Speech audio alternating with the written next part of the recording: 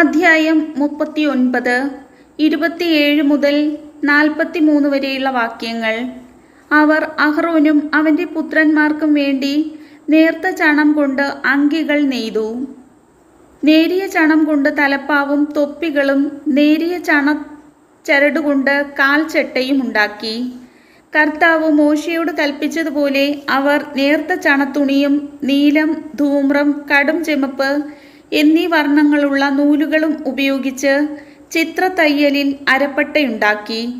വിശുദ്ധ കിരീടത്തിൻ്റെ തകിട് അവർ തനി സ്വർണം കൊണ്ട് നിർമ്മിച്ച് അതിന്മേൽ ഒരു മുദ്ര എന്ന പോലെ കർത്താവിന് സമർപ്പിതൻ എന്ന് കൊത്തിവെച്ചു.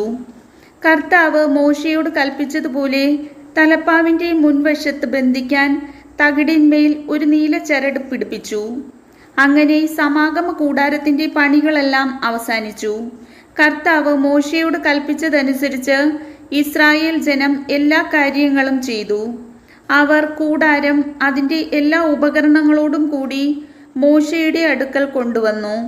കൊളുത്തുകൾ, പലകകൾ, അഴികൾ, തൂണുകൾ, പാദകുടങ്ങൾ, ഊറക്കിട്ട മുട്ടാടിൻ തോലുകൊണ്ടുള്ള വിരി, നിലക്കരടി തോലുകൊണ്ടുള്ള വിരി, തിരശീല, സാക്ഷ്യപേടകം, അതിൻ്റെ തണ്ടുകൾ, കൃപാസനം, മേശ, അതിൻ്റെ ഉപകരണങ്ങൾ, തിരുസാന്നിധ്യത്തിൻ്റെ അപ്പം, തനി സ്വർണം കൊണ്ട് നിർമ്മിച്ച വിളക്കുകാൽ, അതിലെ ദീപനിര, അതിൻ്റെ ഉപകരണങ്ങൾ, വിളക്കിനുള്ള എണ്ണ, സ്വർണ്ണ ബലിപീഠം, അഭിഷേക തൈലം, പരിമള ധൂപത്തിനുള്ള സുഗന്ധദ്രവ്യങ്ങൾ, കൂടാരവാതിലിൻ്റെ യവനിക, ഓടുകൊണ്ടുള്ള ബലിപീഠം, ചട്ടക്കൂട്, തണ്ടുകൾ, ഉപകരണങ്ങൾ, ക്ഷാളനപാത്രം, അതിൻ്റെ പീഠം, അങ്കണത്തിൻ്റെ മറകൾ, തൂണുകൾ, പാദകുടങ്ങൾ, അങ്കണ കവാടത്തിൻ്റെ യവനിക, കയറുകൾ, കുറ്റികൾ, സമാഗമ കൂടാരത്തിലെ ശുശ്രൂഷയ്ക്കുള്ള പാത്രങ്ങൾ, വിശുദ്ധ സ്ഥലത്തെ ശുശ്രൂഷയ്ക്ക് വേണ്ട